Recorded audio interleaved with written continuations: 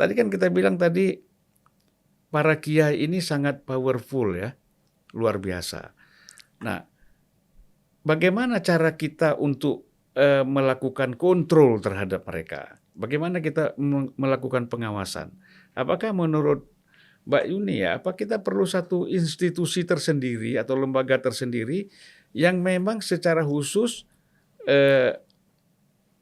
mengontrol powerful para pimpinan-pimpinan, bukan hanya pesantren mungkin ya, seluruh pendidikan yang berlatar belakang agama ini. Karena ini spesifik sangat membahayakan. Orang bisa kecewa terhadap agama, orang bisa menjadi ateis. Ngapain kita beragama kalau lembaga agama sendiri seperti ini? Nah, perlu nggak ada satu lembaga yang memang melakukan kontrol terhadap ini? Ya, jadi dalam beberapa forum sama Bang, kita seresonansi gitu ya. Jadi menurut saya di lembaga pesantren itu perlu ada mekanisme audit, mekanisme kontrol gitu ya. Agar para kiai ini gitu ya, sebetulnya bagian dari melindungi para kiai gitu ya. Jadi kalau sekilas kalau orientasinya powerku dikurangi, tapi justru mekanisme adanya mekanisme kontrol ini justru intinya malah melindungi gitu ya para kiai, para pengasuh, para guru-guru. Jadi saya sih menyarankan di pesantren-pesantren perlu ada semacam kayak mekanisme atau SOP atau Pokja atau apa gitu ya untuk penanganan kekerasan seksual. Kalau dalam hak asasi itu ada namanya mekanisme due diligence Bang. Jadi due diligence itu adalah pencegahan, penanganan, pengadilan. Maksudnya pengadilan tuh jangan sampai orang impun, jangan sampai orang lolos dari biar lolos dari proses hukum atau orang nggak dikasih sanksi gitu-gitu ya. Lalu penghukumannya sendiri. Jadi jangan hanya proses kasusnya diproses segala macam tapi nggak dihukum, itu sama aja.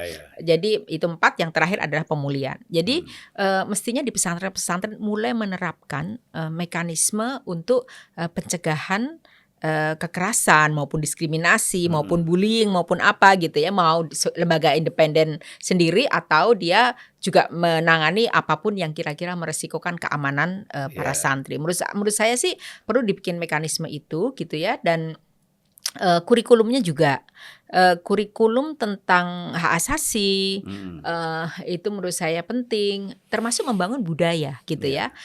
Kalau perlu gitu ya, seluruh kiai itu dibikinkan namanya fakta integritas gitu ya.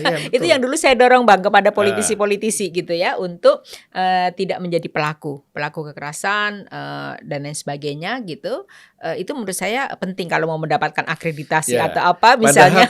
Padahal kan itu tidak pantas kan seharusnya. Betul. Kalau seandainya tidak ada kejadian-kejadian kekerasan seksual di dalam pesantren. Betul. Tapi karena ini kan fakta menunjukkan justru sebaliknya bahwa harusnya tempat pendidikan agama ini justru terjadi kasus-kasus yang pelanggaran misalnya. Oleh karena itu kita memerlukan tadi fakta integritas. Dan sebenarnya sangat tidak pantas gitu. Iya, harusnya nggak usah gitu, nggak perlu gitu kan gitu. Tapi rupanya soal tanggung jawab moral ini ketika itu tidak dijalankan gitu ya, maka mekanisme legal yang berjalan gitu kan Bang. Jadi menurut saya itu. Dan yang juga penting adalah menurut saya substansi TPKS ini perlu difahamkan ke publik luas gitu ya, termasuk ke lembaga-lembaga pendidikan. Ini oleh siapa itu? Oleh Departemen Agama berarti? Bisa lewat Departemen Agama atau mengutus kiai-kiainya atau wakil dari pesantren untuk ini ya, termasuk kerjasama dengan masyarakat sipil segala macam gitu ya, orang paham bentuk-bentuk kekerasan seksual. Mungkin seperti perlu dipimpin oleh Gusmus barangkali ya. Betul, termasuk gerakan-gerakan kultural ada gitu Nun kan. Di situ ada Gusmus, ada tokoh-tokoh, orang-orang yang memang dikenal oleh publik ini, orang-orang yang memang konsisten di dalam kehidupannya, itu memimpin untuk menjelaskan kepada pesantren-pesantren ini. misalnya ya itu melihat lagi bentuk-bentuknya seperti apa, melihat kekerasan seksual itu rupanya bukan hanya perkosaan gitu ya, Iya, tetapi iya. misalnya ada pelecehan seksual dengan fisik, pelecehan seksual non fisik, lewat cyber, eksploitasi seksual, perkawinan paksa dan lain sebagainya gitu ya. Dan mereka harus tahu bahwa undang-undang penghapusan kekerasan seksual sekarang ini itu sangat keras dengan pelaku gitu ya. Ya. Tentu dia akan direhab, tapi selain itu proses hukumnya pun bahkan dia bisa, kalau dia tenaga pendidik atau korbannya adalah anak-anak atau korbannya disabilitas atau dia orang yang harusnya melindungi publik, itu akan ada pemberatan. Belum lagi ada penghukuman sita harta. Gitu. Jadi orang harus tahu gitu bahwa sekarang nggak main-main gitu ya. Jadi menurut saya biar ownership orang pada undang-undang ini dia nggak hanya deretan aksara gitu ya, tetapi dia harus punya nyawa gitu, bahwa ini dulu bagian dari tadi itu sejarah para korban agar nggak berulang. Kalau kita tanya korban-korban kan waktu itu mereka nggak diproses hukum, meninggal dengan nelangsa gitu kan. Sebelum meninggal saya banyak bertemu dengan mereka.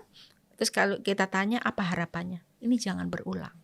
Makanya undang-undang RUU TPKS ini yang kenapa saya 8 hari di DPR gitu, dengan kawan-kawan gitu ya, itu salah satunya saya selalu terngiang suara dari korban bahwa jangan berulang. Jadi ini adalah kayak traumatik benar ya. Betul, ini amanah gitu, ini wasiat gitu. Undang-undang ini wasiat gitu loh. Jadi itu harus terus dibunyikan, dirawat gitu.